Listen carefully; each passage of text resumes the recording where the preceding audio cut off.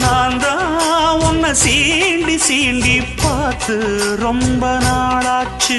கொஞ்சம் இடம் கொடுத்த பச்சை கொடி பிடிச்சா எத்தனையோ வித்தைகளை இப்பவே நீ காட்டிடுவே.